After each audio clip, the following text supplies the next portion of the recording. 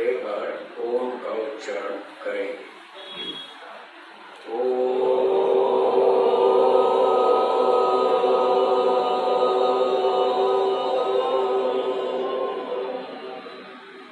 16 पदार्थों के तत्व ज्ञान से मोक्ष की प्राप्ति होती है।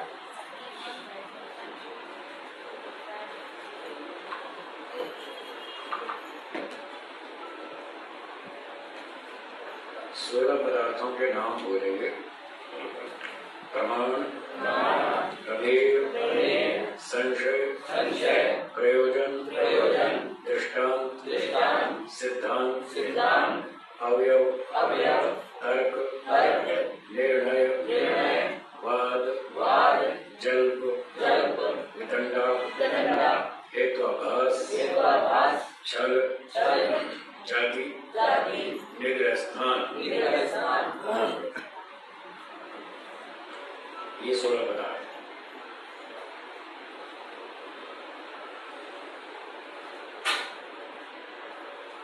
पहला पदार्थ प्रमाण है, दूसरा प्रमेय। 8 प्रमाण बताए गए।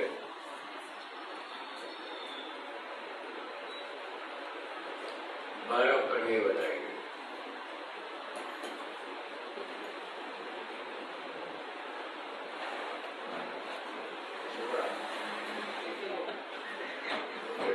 चलो, धन्यवाद।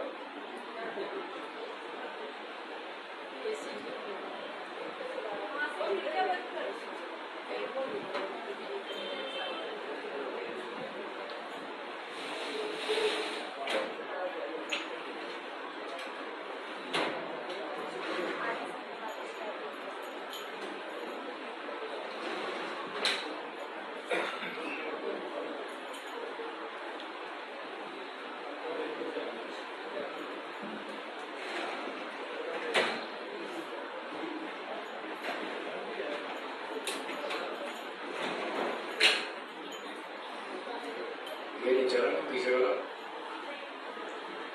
नहीं चला।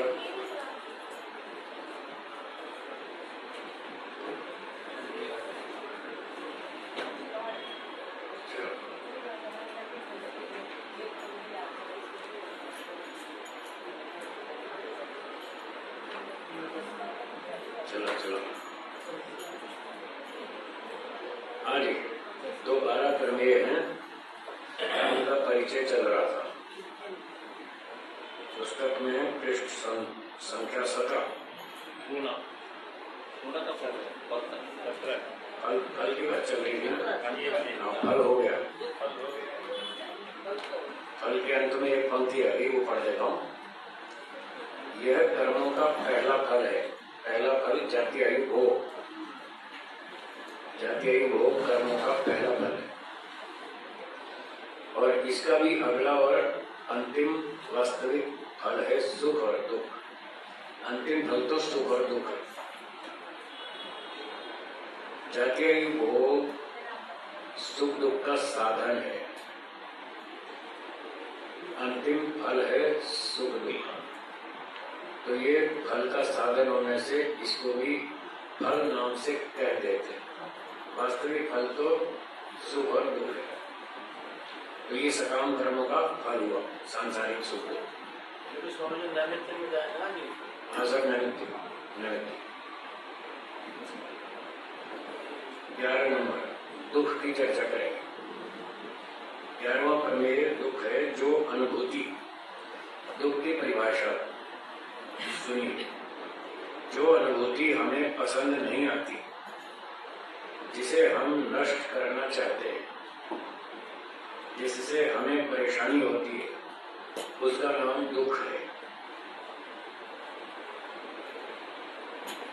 जैसे पेट दर्द, सिर का दर्द, दुर्घटना आदि में हाथ पैर टूटना, आंधी, बाढ़, भूकंप आदि में कष्ट होना, टीबी, कैंसर, बुखार आदि में कष्ट होना, ऐसी खराब अनुभूति का नाम दुख है। इससे सब प्राणी छूटना चाहते हैं। मनुष्य ही नहीं, अन्य प्राणी भी छूटना चाहते हैं। दुख से। दुख से छूटने का नाम मोक्ष है, वो आगे बढ़ेंगे हम।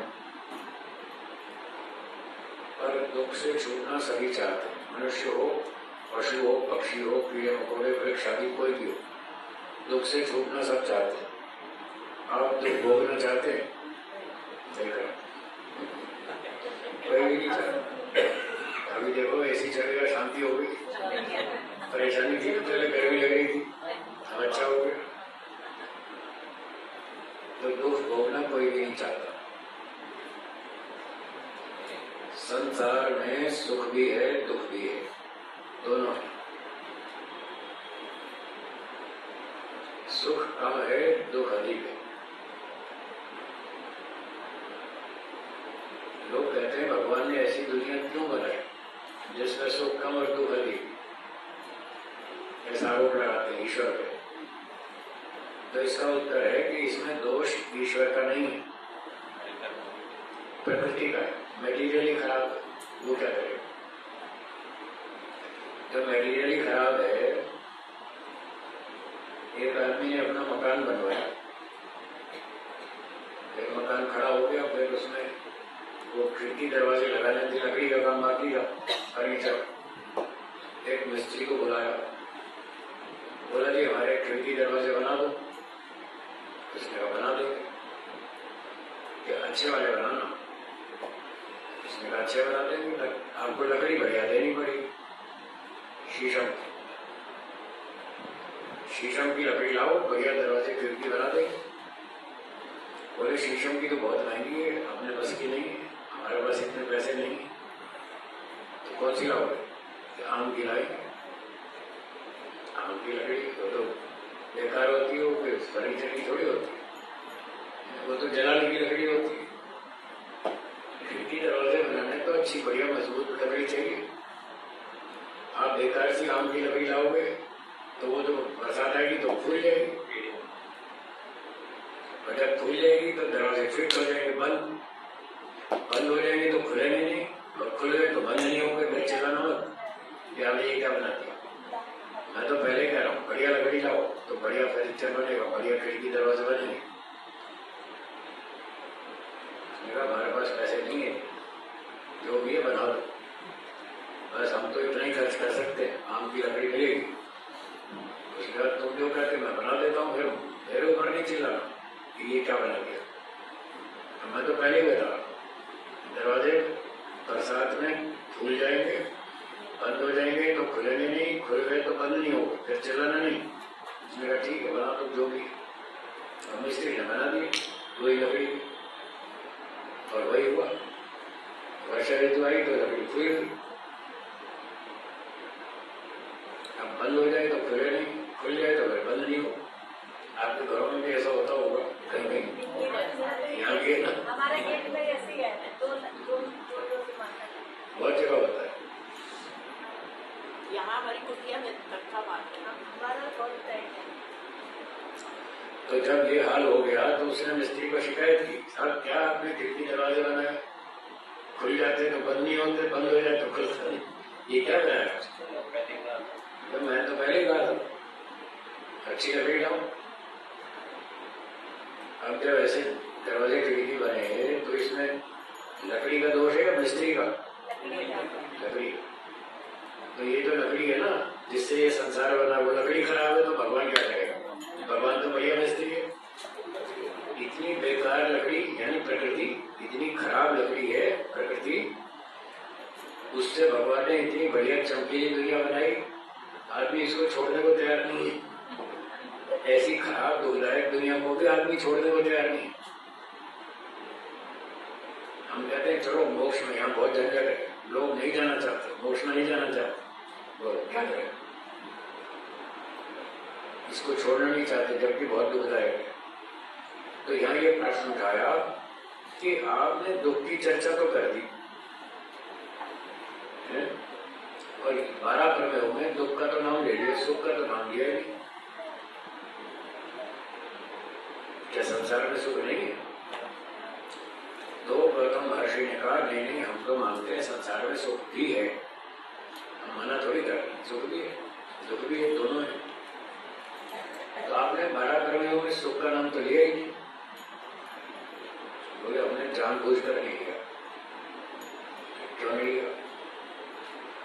इसलिए नहीं लिया कि अगर हम ये कहते हैं संसार में सुख है तो तुम लोग यहीं चिपक जाओगे, मोक्ष में कोई जाएगा ही नहीं, सब यहीं बैठे रहेंगे। तो हम तो आपका भला चाहते हैं, हम तो ये चाहते हैं कि संसार से निकलो, दुख से पीछा छुड़ाओ अपना। इसलिए हम जानबूझ के बार बार दुख की चर्चा करते हैं। संसार में दुख है, दुख है, दुख है, दुख है, बार बार इसलिए दुख की बात करते हैं, हंस निकलो, मोक्ष में जाओ। इसलिए हमने जानबूझकर सुख का नाम 12 कर्मों में नहीं रखा, ये उनका होता है। तो वैसे दुख से तो सभी परिचित हैं, उसकी जो व्याख्या क्या करनी हो तो सबको और उसका पता ही है। चलिए आगे चलते हैं। सारे आएंगे तीनों, हाँ सब आ जाए, तीनों आ जाए। अब 12वां है अपवर्ग, 12वां प्रमेय। इसका अर्थ है मोक्ष। मोक्ष में सारे दुखों से आत्मा छूट जाता है और ईश्वर के उत्तम आनंद को प्राप्त करता है। ये है मोक्ष, दुखों से छूटना। बोलिए, ईश्वर का आनंद प्राप्त करना। ये दो बातें मुख्य रूप से मोक्ष में होती है। ठीक है, हम दो ही चाहते हैं, दुख छूट जाए, सुख मिल जाए, और क्या चाहिए। तो ये दोनों बातें मोक्ष में होती है। जैसा सुख हम चाहते हैं वैसा संसार में नहीं है।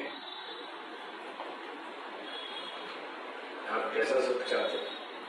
हाई क्लास, जिसको भोगने से हमारी पूरी तृप्ति हो जाए, सारी इच्छाएं शांत हो जाए, ऐसा सुख चाहते हैं।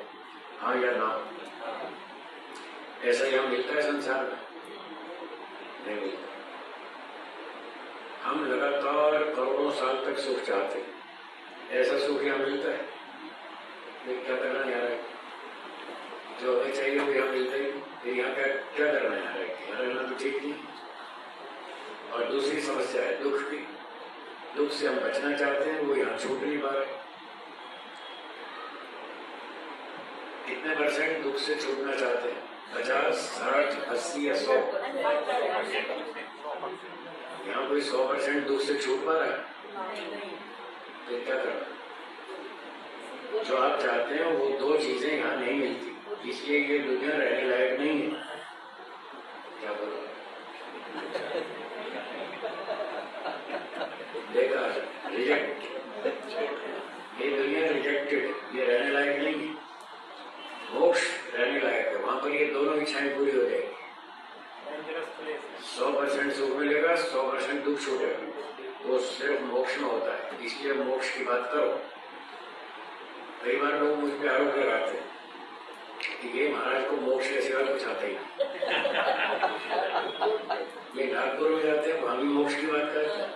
भोपाल में जाते हैं, वहां भी यही सुनाते हैं। चेन्नई में जाते हैं, वहां भी यही करते हैं। मुंबई में भी, हरियाणा में भी, सब जगह मोक्ष की बात करते हैं। इनको और कुछ आता ही नहीं। मैंने कहा भाई आपने बहुत बढ़िया आरोप लगाया। ये घरवाई था, बढ़िया खाना खिलाता था, पार्टी में बुलाते हैं ना भोजन बनाने वाला, तो बढ़िया वैरायटी बना के खिलाता था, लोगों को पसंद आया। तो जो खाने वाले थे उनमें एक व्यक्ति भोपाल से आया था, तो उसने कहा भाई पकाने वाला अच्छा है, इसको भोपाल में बुलाते, बढ़िया खाना खिलाएगा। तो उसने भोपाल इन्वाइट कर लिया।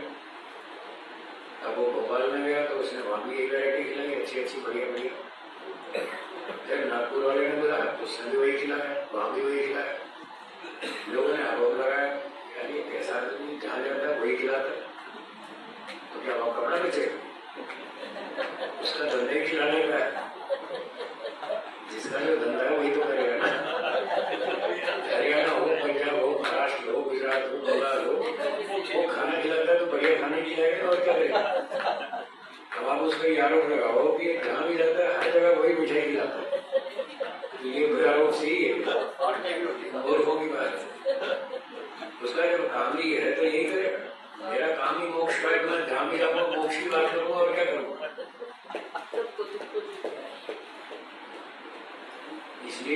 बिल्कुल झूठा है, मूर्खता का आरोप है। जो लकड़ी वाला है तो लकड़ी का काम करेगा, कपड़े वाला है कपड़े का करेगा, जिसका जो व्यापार है वही करेगा। और इससे बढ़िया तो कोई जॉब ही नहीं, मोक्ष से बढ़िया कोई बात ही नहीं। सबसे बढ़िया बात यही है मोक्ष। धीरे धीरे जब आपको मोक्ष समझ में आ जाएगा, अच्छी तरह यह समझ में आएगा कि मोक्ष क्या होता है, फिर आपको दूसरे की बात अच्छी नहीं लगेगी। जब दूसरा कहेगा ना व्यापार करो, पैसे कमाओ, बंगला बनाओ, गाड़ी खरीदो, वो आपको बात अच्छी नहीं लगेगी। फिर एक ही बात अच्छी लगेगी, मेरे वाली, मोक्ष में जाओ, फिर वही अच्छी लगेगी, ये बाकी सब बकवास लगेगी।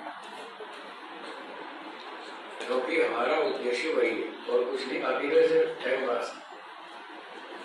कोई डॉक्टर बन रहा है, कोई इंजीनियर बन रहा है, कोई पायलट बन रहा है, कोई वकील बन रहा है, ये सब टाइम पास।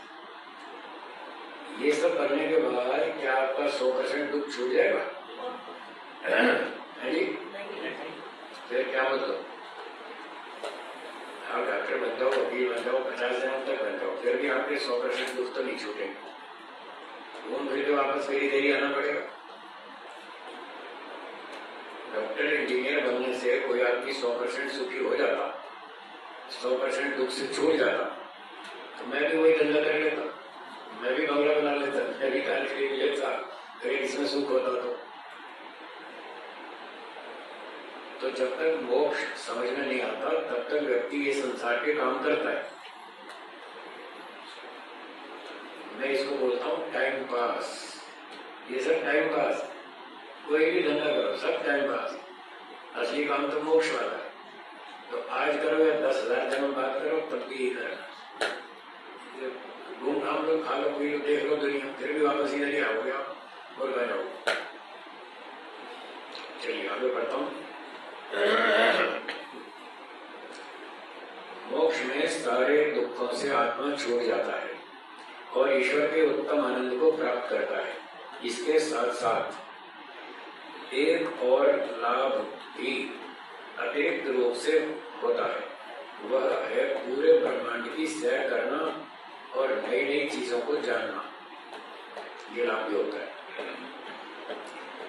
इस मोक्ष या अपवर्ग को सभी लोग चाहते हैं, परंतु वेदों के ज्ञान विज्ञान, अष्टांग योग, समाधि को प्राप्त किए बिना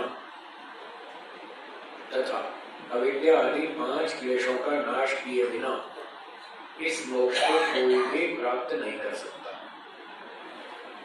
जिसको मोक्ष में जाना हो उसको वेद आदि शास्त्र पढ़ने पड़ेंगे। वैदिक धर्म को छोड़कर कोई संप्रदाय वाला मोक्ष में नहीं जा सकता। सबके लिए रास्ता बंद है, क्योंकि उनकी थ्योरी गलत है। जिसकी थ्योरी गलत है उसका प्रैक्टिकल ठीक हो सकता है, तो बाकी सबकी थ्योरी गलत है तो उनका प्रैक्टिकल ठीक होएगा ही नहीं, तो वो मोक्ष में कैसे जाएगा? नहीं जा सकता।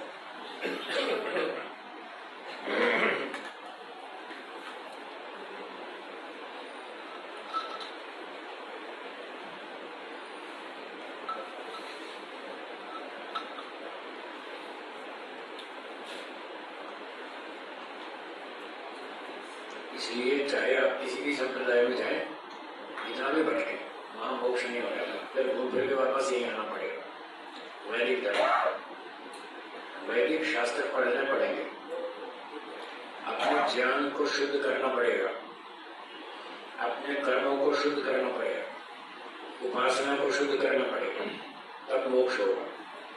ज्ञान, कर्म, उपासना तीनों को शुद्ध किए बिना किसी का मोक्ष नहीं होगा। ईश्वर का नियम सबके लिए एक बराबर है, एक कानून है सबका,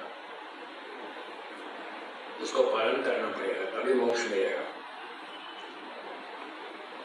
एक जो बात यहाँ लिखी है कि जो अतिरिक्त लाभ है, संसार की सैर करना, ब्रह्मांड की सैर करना और नई नई चीजों को जानना,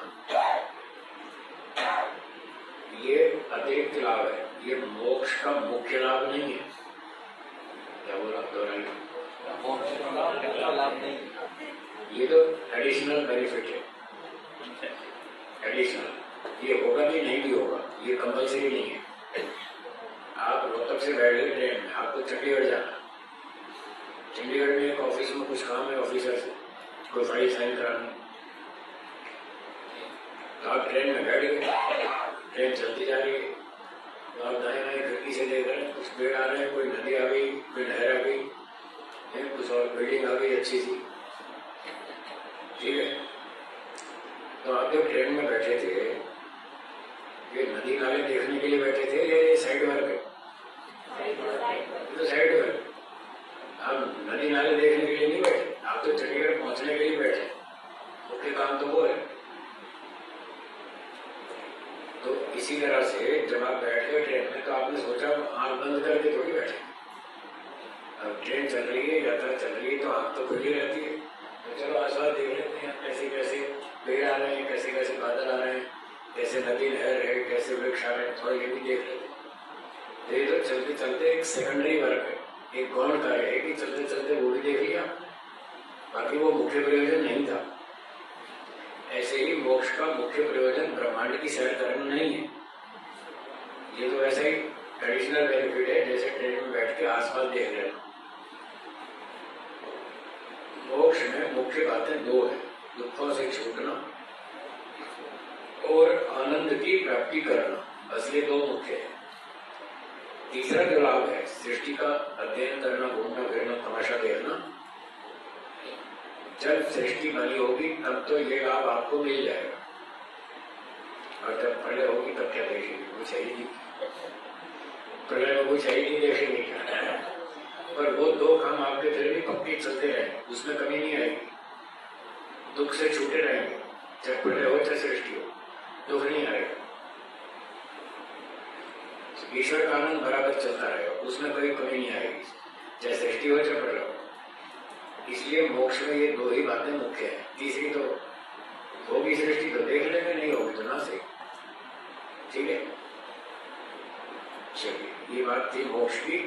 तो जो लोग मोक्ष में जाना नहीं चाहते वो कहते हैं नहीं नहीं नहीं, हमको मोक्ष नहीं चाहिए, हम तो यही चाहिए। और कल बताया था ना एक व्यक्ति ने कि वो दलाई लामा ने क्या कहा था, हम मोक्ष में नहीं जाना चाहते, हम तो बार बार जन्म लेके संसार का उपकार करना चाहते। वो सिर्फ दलाई लामा नहीं बोलते, और भी नालायक है बहुत सारे, वो भी ऐसे नाड़ी लोग जो बोलते रहते हैं।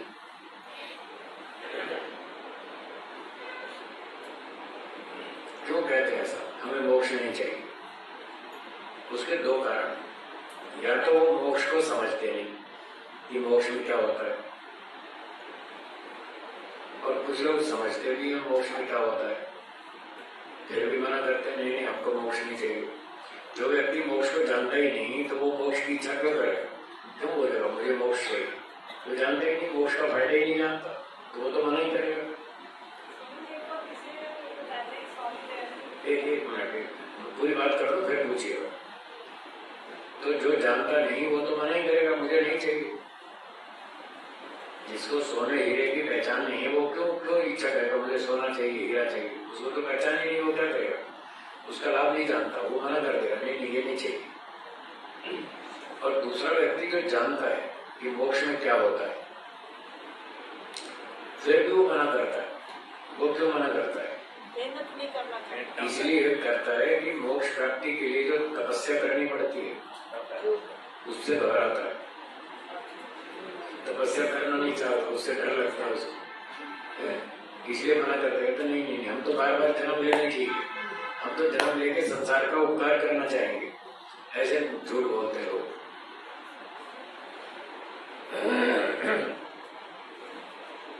अगर मोक्ष समझ में आ गया तो हमारी गारंटी है कोई भी ना नहीं बोलेगा, सब हाँ बोलेंगे, सब कहेंगे हाँ हमें मोक्ष चाहिए।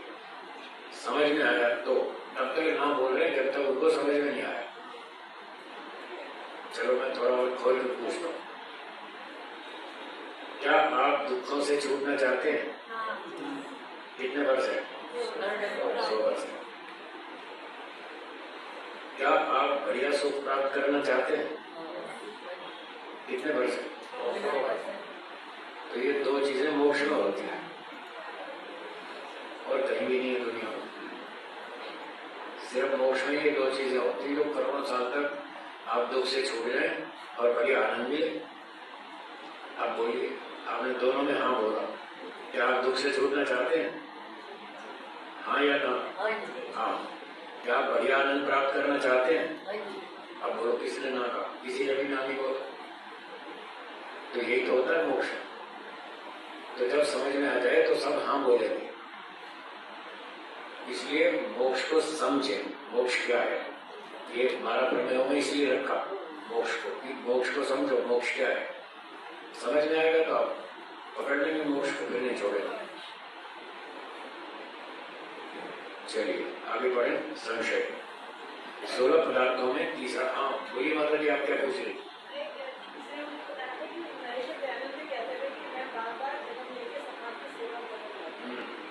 ये तो झूठ है। महर्षि दयानंद जी ने ऐसा कहीं भी नहीं कहा, बिल्कुल झूठ है।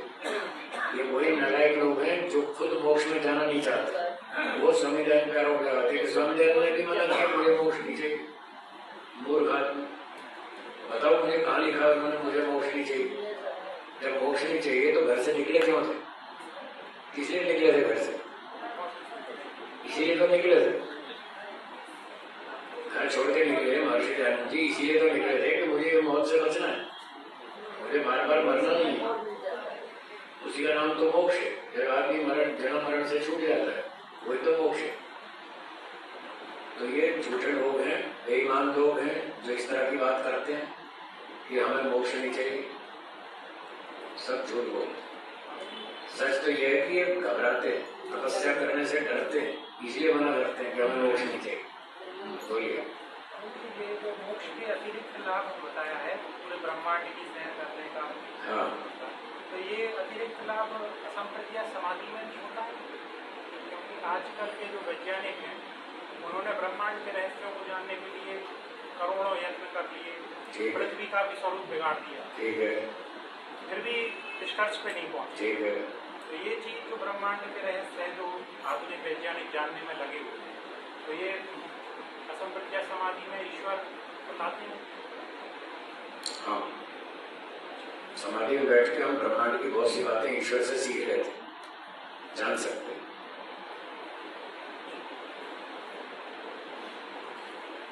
ईश्वर ने बताई बहुत सारी बातें।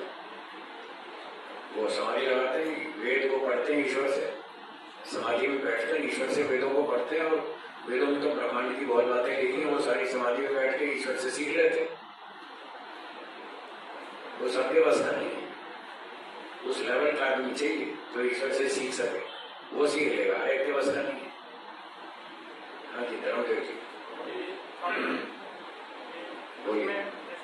ईश्वर सर्वव्यापक है, तो क्या कहते हैं, जैसे यहाँ पे हम हरियाणा में बैठे हुए हैं तो समाधि लगाएंगे योगी, तो समाधि लगा के ईश्वर तो सर्वव्यापक है तो वो दिल्ली की बात भी जान सकता है, ऐसा कुछ जैसे टीवियों में पहले दिखा। सब लोग नहीं जान सकते, मैंने बता दिया आपको। कोई ऊंचे हाई लेवल का तो शायद जान भी ले, और हो सकता है ये मनुष्यों की घटनाएं ना जाने, ब्रह्मांड की घटनाएं जान ले।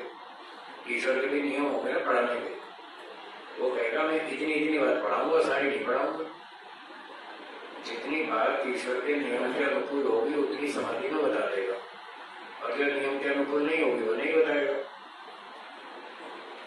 ठीक, हाँ जी। प्रमाण लेके बैठते रहते कर्मियों को जानने की इच्छा होता है। हाँ जी। ये संप्रज्ञा समाधि के तो हो गए 6 हो गए, तो प्रमेय आया पहले वाले इससे ज्ञान प्राप्त रहता है। 5 पक्ष कोश भी हमको इससे सहायक रहते हैं। 6 तो हो गया हमारे प्रमेय, थोड़े थोड़े ले जाएंगे, फिर आगे के 6 जो है तो आगे के प्रमेय आ जाएंगे 6 हो गए। तो 12वां तो हो गया, तो 5 कलेशों में फिर आ गए और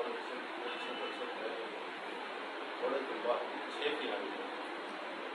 नहीं, संप्रज्ञा समाधि का विषय तो योग दर्शन है ना, अब वो तो अलग है। ये प्रमेय तो पहले हमको इनका शाब्दिक ज्ञान करना, फिर इनका तत्व ज्ञान प्राप्त करना, फिर हमें इससे क्या होगा कि संसार से वैराग्य हो जाएगा। ये न्याय दर्शन तो सच्चाई को समझने का साधन है। जब सच्चाई समझ में आ जाएगी कि संसार में दुख है, जब दुख है समझ में आएगा तो वैराग्य हो जाएगा ना। फिर जब वैराग्य होगा तो फिर समाधि लगाएंगे, वो फिर अष्टांग योग चलेगा, योग दर्शन का, वो बात की बात है। ये पहले उसकी भूमिका है। ठीक है, आगे चले। चलिए तीसरा पदार्थ देखते हैं, संशय। जब मन में किसी पदार्थ के संबंध में दो या दो से अधिक विचार हो और निर्णय कुछ भी नहीं हो पा रहा, तो ऐसी स्थिति का नाम संशय है। मन में दो विचार है या दो से अधिक, 2, 3, 4, 5, 10 भी हो सकते और निर्णय कुछ नहीं हो पा रहा, तो उसको संशय कहते हैं। एक व्यक्ति ने कहा ईश्वर है, दूसरे ने कहा नहीं। अब दो बातें सुन ली आपने, आपके मन में समझ में नहीं आ रहा कि भी ये ठीक कर रहा है या वो ठीक कर रहा है, कुछ समझ में नहीं आ रहा, तो इसका नाम है संशय। जब समझ में नहीं आए उसका नाम संशय। जब गलत समझ लिया तो मिथ्या ज्ञान। 4 प्रकार का ज्ञान बताया था, पहला मिथ्या ज्ञान, दूसरा संशय, तीसरा शाब्दिक और चौथा तत्व ज्ञान। तो मिथ्या ज्ञान तो निर्णय तो कर लिया, पर कर लिया गलत। संसार में सुख अधिक है ऐसा निर्णय कर लिया, ये निर्णय सही है या गलत है? गलत निर्णय कर लिया, ये मिथ्या ज्ञान। और जब निर्णय ही कुछ नहीं हो पा रहा, पता नहीं, समझ नहीं आ रहा सुख अधिक है या दुख अधिक है, समझ नहीं आ रहा, जब समझ में नहीं आए तो उसका नाम है संशय। तो एक व्यक्ति ने कहा कि ईश्वर चौथे आसमान पर रहता है, क्या कहा?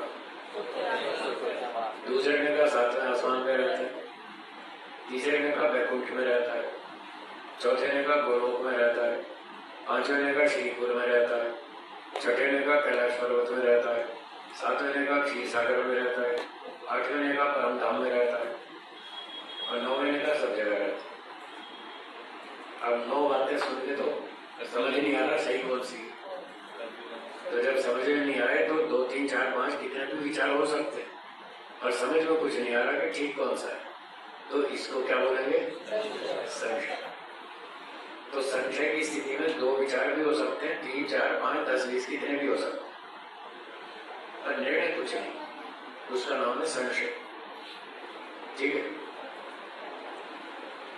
चलिए आगे देखते हैं। जैसे कि ईश्वर है, यह एक विचार है, ईश्वर नहीं है ये दूसरा विचार। अब इस बात का निर्णय नहीं हो पा रहा कि ईश्वर है या नहीं है, इसका नाम संशय है। आत्मा अल्पज्ञ है, इसलिए उसे यदि किसी पदार्थ के संबंध में संशय हो जाए तो कोई आश्चर्य की बात नहीं है। आत्मा अल्पज्ञ है तो संशय होना तो कोई स्वाभाविक बात है, कोई बड़ी बात थोड़ी है। तो उसको पता ही नहीं क्या बात, इतना सब तो जानता है आत्मा, उसका ज्ञान थोड़ा सा है, बाकी तो इधर उधर से सब सीखना पड़ता है। तो कुछ बात सीखी, कुछ समझ में आई, कुछ नहीं आई, तो संशय तो होना स्वाभाविक है। संशय हो जाए ये कोई बड़ी बात नहीं है, कोई समस्या नहीं है। परंतु संशय हो जाने पर कोई और विशेष ज्ञान की प्राप्ति यदि हो जाए तो उससे संशय का निवारण हो जाता है। ईश्वर, आत्मा, कर्म फल आदि मुख्य विषयों में संशय दूर अवश्य हो जाना चाहिए। मुख्य विषय, बाकी तो संसार में लाखों करोड़ों चीजें, हर चीज को लोग जान भी नहीं सकते और जानना आवश्यक भी नहीं है। हमें तो मोक्ष प्राप्ति करनी है, तो मोक्ष प्राप्ति के लिए जो 10-12 प्रमेय बताए, इनमें संशय नहीं रहना चाहिए। 16 पदार्थ बताए, इनका ज्ञान ठीक ठाक हो जाना चाहिए, बस इतना काफी, हमारा तो काम इतने में चल जाएगा। बाकी दुनिया में तो अनंत विद्या पड़ी है, उससे हमें कोई फर्क नहीं पड़ता। तो मुख्य पदार्थों के विषय में संशय मिट जाना चाहिए, इसके बिना मोक्ष नहीं होगा। बाकी संसार में बहुत वस्तुएं हैं, सब वस्तुओं के विषय में संशय दूर हो नहीं सकता, इसलिए उनके विषय में जो जो संशय हो उसकी चिंता नहीं करनी चाहिए। और जब प्रमाण मिल जाए, तर्क मिल जाए, संशय हट जाए, फिर उस सत्य को स्वीकार भी करना चाहिए। फालतू अड़ियलपन नहीं दिखाना चाहिए। अड़ियलपन दिखाएंगे तो सत्य का स्वीकार नहीं होगा, झूठ का त्याग नहीं होगा। जब तक ये नहीं होगा तो आपका मोक्ष नहीं होगा। इसलिए परीक्षा करके प्रमाण तर्क से सत्य की खोज करनी चाहिए और सत्य को स्वीकार करना चाहिए, तो बेड़ा पार होगा। तो ये हो गया संशय। चौथा पदार्थ प्रयोजन। जिस वस्तु को लक्ष्य बनाकर व्यक्ति पुरुषार्थ करता है, क्रिया करता है, उसे प्रयोजन कहते हैं। हर व्यक्ति कोई भी काम करता है तो कोई लक्ष्य बनाता है, मुझे ये करना है। जो भी वो लक्ष्य बनाता है और उसके अनुसार वो मेहनत करता है, उस लक्ष्य का नाम प्रयोजन है। जैसे कोई विद्यार्थी विद्या प्राप्ति को लक्ष्य बनाकर मेहनत करता है, तो विद्या प्राप्ति करना उसका प्रयोजन है। कोई व्यक्ति धन को लक्ष्य बनाकर व्यापार करता है, तो धन कमाना उसका प्रयोजन है। इसी प्रकार से कोई व्यक्ति मोक्ष को लक्ष्य बनाकर परिश्रम करता है, तो मोक्ष प्राप्ति करना उसका प्रयोजन है। प्रयोजन तो सबका है, कोई ना कोई तो है, सही हो चाहे गलत हो, कोई ना कोई तो है। सबसे बड़ा अंतिम प्रयोजन मोक्ष है, बाकी छोटे छोटे प्रयोजन। संसार में छोटे बड़े अनेक प्रयोजन होते हैं, परंतु सबसे अंतिम प्रयोजन सबका एक ही है, और वो है मोक्ष प्राप्ति। मोक्ष को प्राप्त करके फिर कोई काम बाकी नहीं रहता। अंतिम प्रयोजन उसी को कहते हैं जिसके बाद कोई काम ना बचे। तो मोक्ष के बाद फिर कोई काम बचा नहीं, सब पूरा हो गया। और यदि मोक्ष नहीं हुआ तो बहुत सारा काम बचा हुआ है, इसलिए मोक्ष को अंतिम प्रयोजन कहते हैं। क्योंकि मोक्ष में आत्मा के सारे दुख समाप्त हो जाते हैं और उसे ईश्वर के पूर्ण आनंद की प्राप्ति भी हो जाती है। बस फिर क्या काम बचा कर, अब फिर कुछ नहीं करना। ठीक है। जब तक कोई वस्तु हमें प्राप्त नहीं हुई, तब तक उसे प्राप्त करना हमारा प्रयोजन है। और जब वो प्रयोजन सिद्ध हो जाए, वो वस्तु हमें प्राप्त हो जाए, तो वो साधन बन जाएगा। क्या बन जाएगा? जब तक वो वस्तु प्राप्त नहीं हुई तब तक वो हमारा प्रयोजन है, और जब वो प्रयोजन पूरा हो जाएगा, वो वस्तु मिल जाएगी, वो अगले प्रयोजन का साधन बन जाएगा। विद्यार्थी का प्रयोजन है विद्या प्राप्त करना, हाँ या ना? क्योंकि विद्या भी प्राप्त नहीं हुई, तो विद्या प्राप्त करना उसका प्रयोजन।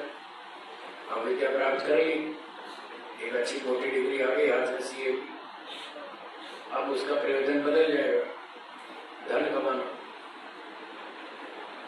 ये जो सीए की डिग्री मिली विद्या, अब ये साधन बन जाएगी और अगले प्रयोजन की सिद्धि का अगला प्रयोजन है धन कमाना। समझ में आया?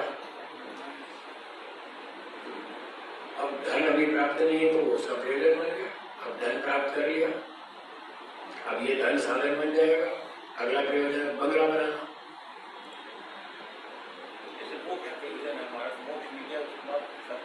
मोक्ष के बाद खत्म, उसके बाद कोई प्रयोजन नहीं, इसलिए कहा वो अंतिम है। लेकिन मोक्ष से पहले बहुत सारे प्रयोजन है, वो छोटे छोटे प्रयोजन। मोक्ष सबसे ऊंचा और अंतिम है। तो विद्या प्राप्ति पहला प्रयोजन तो प्राप्त हो गया, तो अब वो साधन बन गया। धन प्राप्ति दूसरा प्रयोजन, अब विद्या से धन प्राप्त करेगा। धन प्राप्त कर लिया तो ये साधन बन जाएगा। आगे अगला प्रयोजन रोटी खरीदना, कपड़ा खरीदना, मकान खरीदना, बंगला खरीदना, कार खरीदना, ये सब प्रयोजन। और ये सब चीजें प्राप्त कर ली तो अब ये साधन बन जाएगा अगले प्रयोजन का। अगला प्रयोजन क्या है? भौतिक सुख की प्राप्ति करना। ये कार क्यों खरीदी, अगला क्यों बनाया? भौतिक सुख के लिए, हाँ या ना? तो ये सारा धन संपत्ति मोटर गाड़ी ये भौतिक सुख प्राप्त करने का साधन है और भौतिक सुख इसका प्रयोजन। और जब ये भौतिक सुख भी प्राप्त हो गया, कपड़ा रोटी मकान सब संपत्ति आ गई और मन की शांति नहीं मिली। लोग कहते हैं गुरु जी भगवान का दिया हुआ हमारे घर में सब कुछ है, बस एक शांति नहीं। ऐसे बहुत सारे लोग बोलते, तो शांति प्रयोजन, तो शांति शांति कहाँ मिलती है? ईश्वर के पास। चलो फिर ईश्वर प्राप्ति प्रयोजन, अंत में फिर घूम घाम के वहीं आएंगे मोक्ष में। मोक्ष में मिलती है शांति, हम कहाँ मिलती है? यहाँ तो टेंशन मिलती है। एक सुख मिलेगा, 4 दुख मिलेंगे। संसार की स्थिति है, एक सुख मिलेगा, 4 दुख मिलेंगे। तो भगवान ने कहा भाई देखो मेरे यहाँ 2 स्कीम चलती है। जैसे व्यापारी लोग स्कीम चलाते हैं, 2 साबुन खरीदो, तीसरा फ्री में। तो भगवान ने कहा मेरे यहाँ भी 2 स्कीम चलती है। सकाम कर्म करो, 1 सुख मिलेगा, 4 दुख मिलेंगे फ्री में।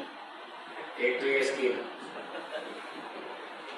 है, सकाम कर्म करो, 1 सुख मिलेगा, 4 दुख मिलेंगे साथ में फ्री में। एक स्कीम तो ये है। और दूसरी स्कीम है निष्काम कर्म करो तो मोक्ष तो मिलेगा, सो मिलेगा, रोटी फ्री, रोटी भी मिलेगी, मोक्ष भी मिलेगा। बोलो कौन सी स्कीम अच्छी है? सकाम वाली, निष्काम वाली? तो बस करो वही स्कीम, बढ़िया वाली तो बढ़िया वाली पकड़नी चाहिए। आचार्य जी मोक्ष के बाद तो रोटी की जरूरत ही नहीं है। नहीं, जब तक मोक्ष नहीं मिलेगा तब तक, अब तक अभी तो रोटी चाहिए ना। जब तक मोक्ष नहीं मिलेगा, मोक्ष के लिए निष्काम कर्म करें तो रोटी खाए बिना तो नहीं जी सकते, रोटी तो चाहिए। रोटी चाहिए, कपड़ा चाहिए, किराया भाड़ा चाहिए, कुछ खर्चा पानी कुछ तो चाहिए, तब तक जिंदा है। तो मोक्ष के लिए काम करेगा तो दाल रोटी भी मिलेगी और मोक्ष भी, दोनों फायदे हैं। ये अलग स्कीम है। और ये संसार वाली स्कीम है, सकाम कर्म करो, 1 सुख मिलेगा, 4 दुख फ्री में। अब आपकी चॉइस है कौन सी स्कीम चुननी है, देख लो। मैंने तो मोक्ष वाली चुन रखी है, मुझे मोक्ष भी मिलेगा और दाल रोटी भी मिल रही है। कभी ना कभी तो हम तो भी मोक्ष में गए होंगे। हाँ बिल्कुल गए, सारे गए, सारे जितने बैठे सब मोक्ष में जा चुके। सभी एक बार मोक्ष में हो गया, एक बार नहीं, कई बार। हाँ, समय की कोई सीमा थोड़ी है। इतनी ही बार मोक्ष में सब लोग जा चुके हैं। मनुष्य लोग क्या, कुत्ते में भी जा चुके हैं। ये सब वापस वहीं से तो वापस आए। शेर, बिल्ली, कुत्ते, गधे, सांप, बिच्छू, ये सब मोक्ष में से वापस आए।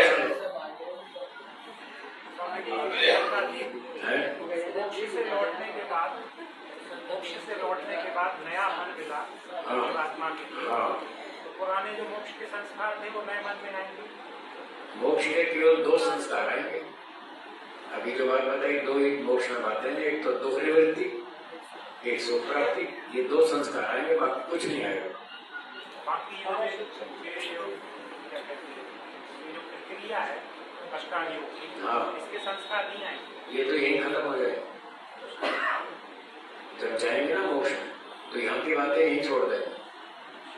थोड़ा ज्ञान जो हमने तत्व ज्ञान प्राप्त किया वो हमारे साथ चलेगा, तत्व ज्ञान के संस्कार चलेंगे। ठीक है, अभी खाया पिया, देखा सुना, दिल्ली बम्बई कलकत्ता बनारस, ये सब भूल जाएंगे। और जब मुक्ति से वापस आएंगे तो वहां जो जो कुछ घूमा फिरा देखा वो सब वहीं भूल जाएंगे, खत्म। जब वापस आएंगे केवल 2 संस्कार हमारे साथ आएंगे। एक तो आएगा 100% सुख चाहिए, बोलिए क्या चाहिए? और एक आएगा कि दुख बिल्कुल नहीं चाहिए, क्योंकि आप इसी पोजीशन में थे मोक्ष में, 100% सुखी थे और 100% दुख से छूटे हुए थे। 2 अनुभूतियां आपकी मोक्ष में थी, उसके दोनों संस्कार बन गए। जब मोक्ष से वापस आएंगे तो ये 2 संस्कार साथ में लाएंगे, वो आपके साथ आज भी है। हाँ यार, आज भी आप 100% सुख ढूंढ रहे हैं। ये संस्कार कहाँ से आया? मोक्ष से तो आया। और आप 100% दुख से छूटना चाहते हैं, ये विचार कहाँ से आया? ये मोक्ष से ही तो आया वापिस। मतलब आप पहले मोक्ष का अनुभव कर चुके हैं, वहां आपको ये संस्कार बन गया, 100% सुख चाहिए, दुख 0 होना चाहिए। वो संस्कार लेकर यहाँ आए, अब यहाँ ढूंढ रहे संसार में, ये भूल हो रही है। 100% दुख निवृत्ति संसार में ढूंढ रहे हैं, जो पॉसिबल नहीं है। 100% आनंद यहाँ संसार में ढूंढ रहे हैं, जो पॉसिबल नहीं है, क्योंकि यहाँ है ही नहीं। ये प्रकृति खराब है, इसमें 3 पार्टिकल्स है। एक सत्वगुण, बोलिए, दूसरा रजोगुण, तीसरा तमोगुण। ये 3 तरह के पार्टिकल्स हैं। तो 3 में अच्छा वाला तो एक ही बस। तो 2/3 मटेरियल खराब है, या 100% सुख कैसे मिलेगा? समझ में आया?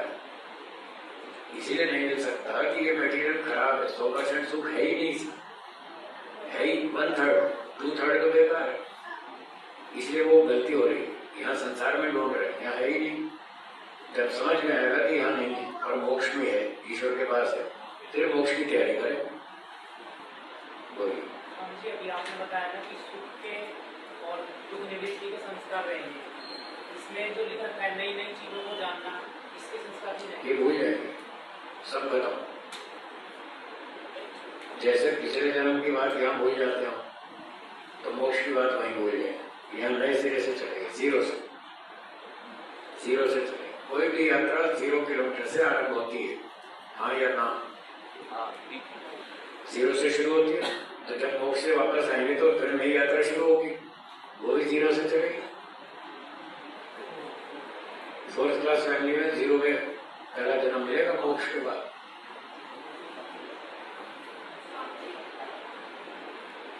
अब तक तो बहुत छीक लेंगे, हरियाणा में कहते भाई छीक लिया, ऐसे कहते तो छीक लिया भाई। तो मोक्ष में इतने टाइम में रहेंगे, पूरी तरह छीक लेंगे, खूब अच्छी तरह तृप्त हो जाएंगे भाई, बहुत आनंद लेंगे। बस अब और नहीं चाहिए, चलो थोड़ा चेंज करेंगे।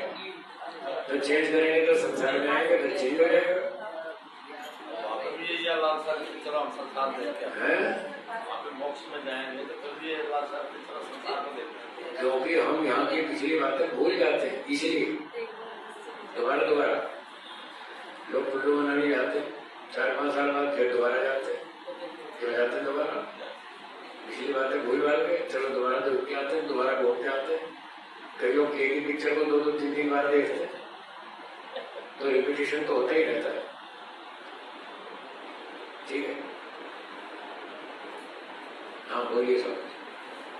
स्वामी जी 24 उसमें मोक्ष में बताया है, तो इस तरह से कोई मतलब आत्मा में कोई खाना पीना क्या कैसा कुछ चलता है क्या वहाँ? मोक्ष में? हाँ।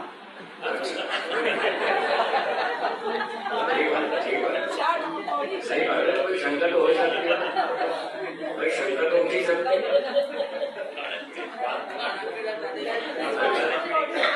अब उत्तर सुनिए, मोक्ष में खाना पीने की तो जरूरत पड़ती नहीं, जरूरत नहीं पड़ती। क्यों नहीं पड़ती? अब क्यों पड़ रही है?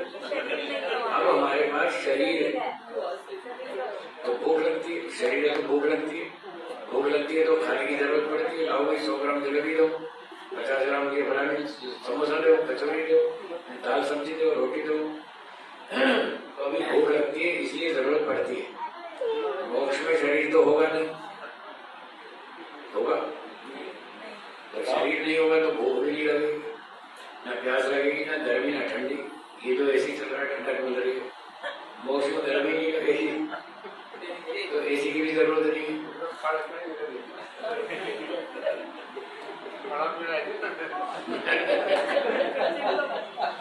हाँ सुनिए, खाने पीने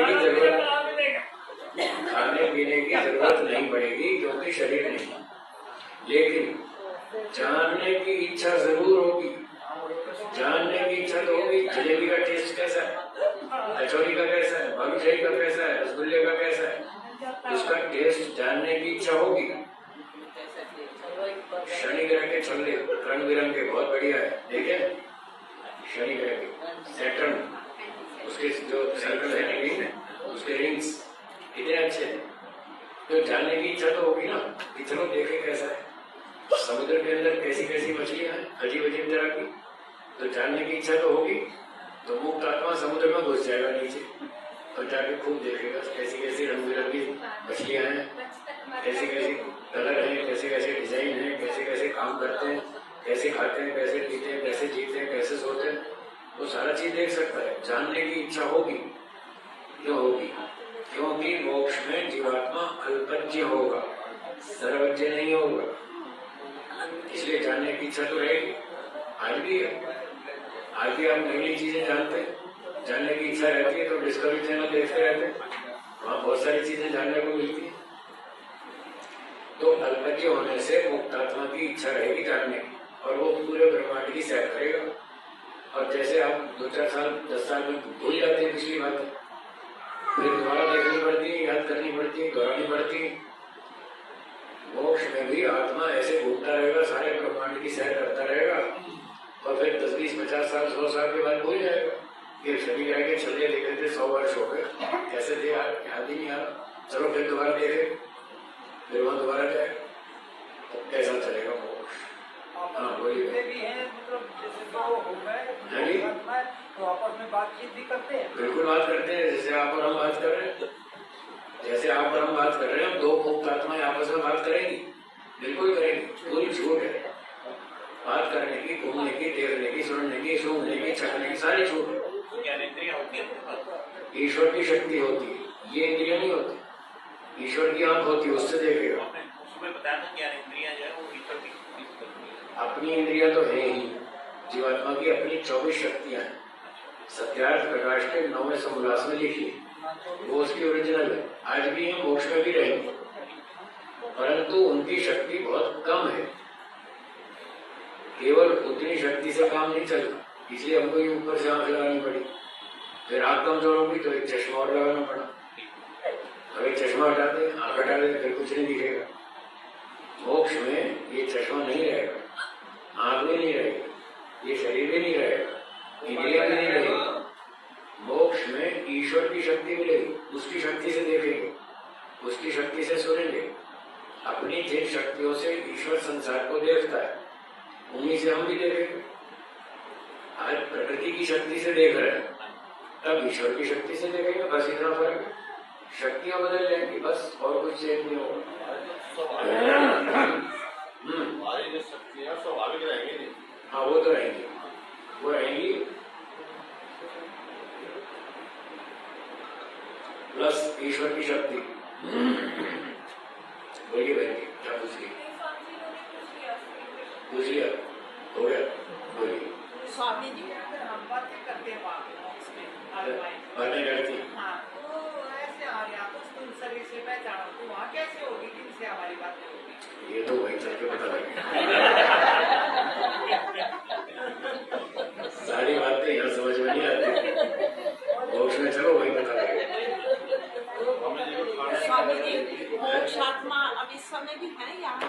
हो सकती है, मैं पता नहीं, आपकी बातें सुन रही हूँ। हो सकता है, बिल्कुल हो सकता है, उनको पूरी छूट है, हमारी पूरी सभा देख सकती है, बातें सुन सकती है, ये मोक्ष और परीक्षण कर रही उनको हो। हमारी बातें सुन के मजा नहीं आ रहा होगा कि अच्छे लोग हैं, मोक्ष की बात कर रहे हैं। और जो वहाँ पर लड़ाई झगड़ा करते हैं संसद में, उनको देख के भी वो खूब तमाशा देखते हैं, मजा आता होगा कि कैसे पूरे लोग आपस में लड़ाई कर रहे हैं। उनको सब दुनिया देखने की छूट है, पूरा घूमने फिरना, देखना, सुनना, सुनना, सारी छूट है। तो वो देख रही होंगी हमारी बिरादरी के लोग। वहाँ रिश्तेदारी कुछ नहीं, रिश्तेदारी कुछ नहीं, वो सब खत्म, वो माया राग आसक्ति सब यही खत्म करके जाएंगे, वहाँ मेरा तेरा कुछ नहीं। महर्षि दयानंद जी का मोक्ष हो गया, अब उनको मोक्ष में ये नहीं पता कि मैं महर्षि दयानंद था, भूल जाएंगे, सब भूल जाएंगे। महर्षि पतंजलि को याद नहीं, मैं पतंजलि था, मैं गौतम था, मैं कणाद था, मैं कपिल था, सब भूल गए, वहां तो मुक्त आत्मा है, दैट्स ऑल। अब यदि स्वामी जी, यदि स्वामी दयानंद जी मुक्त आत्मा होते हुए वो यहाँ होंगे, तो उनको ये नहीं पता कि मेरा मैं ही था यहाँ पर ना, उनको ये नहीं मालूम कि आर्य समाज की स्थापना मैंने की थी, उनको नहीं मालूम। अगर याद आ गया तो आर्य समाज की हालत देख के खुश होंगे, दुखी होंगे?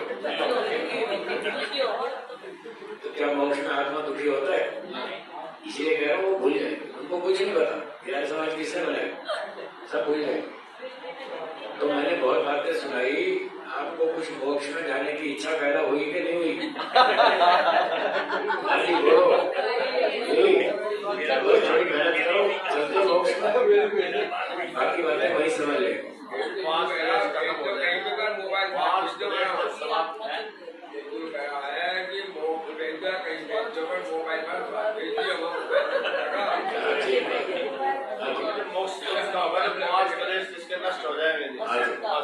केवल ये शर्त है 5 क्लेश नष्ट करने हैं, तब उसका मोक्ष होगा, वरना कोई उल्टा लटके सीधा लटके कुछ भी करे उसका मोक्ष नहीं होगा।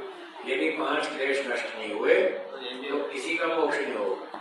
और वो 5 क्लेश नष्ट हो गए न्याय दर्शन को पढ़ने से, योग दर्शन को पढ़ने से, योगाभ्यास करने से, अष्टांग योग समाधि लगाने से, इसके बिना मोक्ष नहीं होगा। चलिए मंत्र पाठ करें सब। हाँ बोलिए माता जी, ठहर बोलो। ओम से शुरू करते करते और ओम पर समाप्त करते, कोई दूसरा या इसका कोई कारण जब तक ओम से शुरू करते हैं कक्षा को, ओम पे समाप्त करते हैं। इसका कारण मनुस्मृति में लिखा है कि जब विद्यार्थी पढ़ने आवे और गुरुजी पाठ पढ़ावे तो पहले ओम का उच्चारण करें और समाप्ति पर भी ओम का उच्चारण करें, ऐसा मनुस्मृति में लिखा है। इसलिए हम ओम का उच्चारण करते हैं। तो उसका कारण क्या बताया, क्यों ओम का पाठ करना चाहिए? ओम किसका नाम है? तो ईश्वर का नाम लेके काम शुरू करना चाहिए। कोई भी काम, अच्छा काम भगवान का नाम लेके शुरू करना चाहिए। इसलिए उन्होंने कहा भगवान को याद करो और आपकी बाहर की सब वृत्तियां बंद हो जाएंगी और पाठ में मन लगेगा। इसलिए हम भगवान का नाम याद करके अपने मन को एकाग्र करते हैं और फिर पाठ पढ़ते हैं। ये तो हुआ शुरू में। और बाद में जब पाठ समाप्त होता है तो फिर ओम बोलते हैं। ओम इसलिए बोलते हैं, ये देखिए बॉटल है, अब मैंने इसमें पानी भर दिया, ठीक है, और मैं इसको ऐसे खुला ही लेके चलूं तो ये गिर जाएगा। अगर पानी ना छल के बाहर तो इसके लिए ढक्कन लगाना पड़ेगा। अब मैं ढक्कन लगा दूं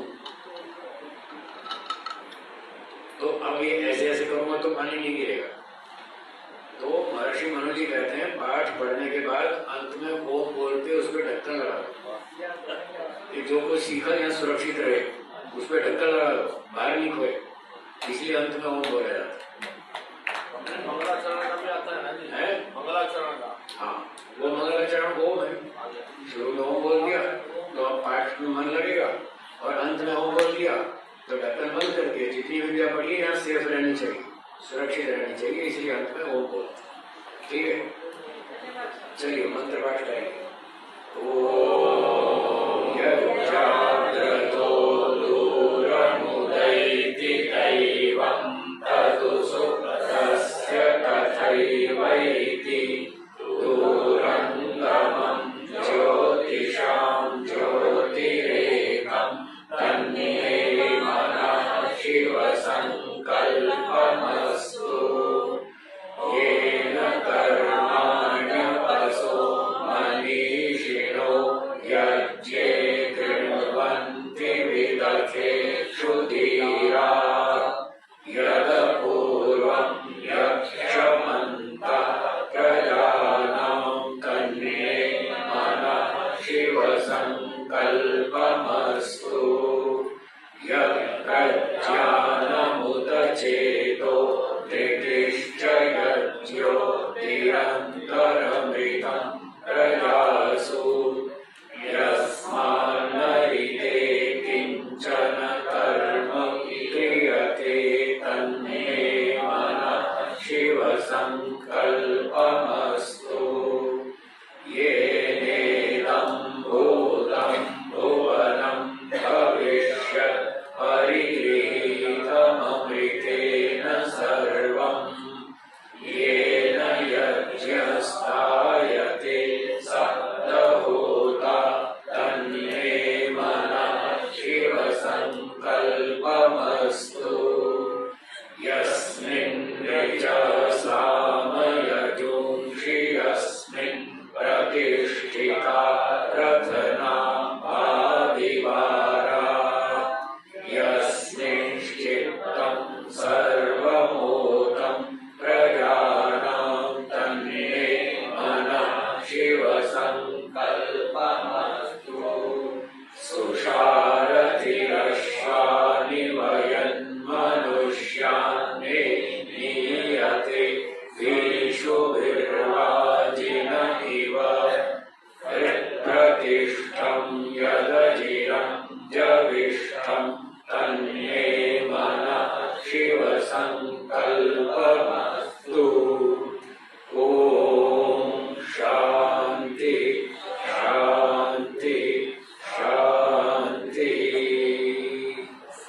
गुरुदेवाचार्येभ्यो नमः। यदि आप घर बैठे ऑनलाइन माध्यम से संस्कृत बोलना सीखना चाहते हैं तो आप हमें दिए गए नंबर पर संपर्क करें।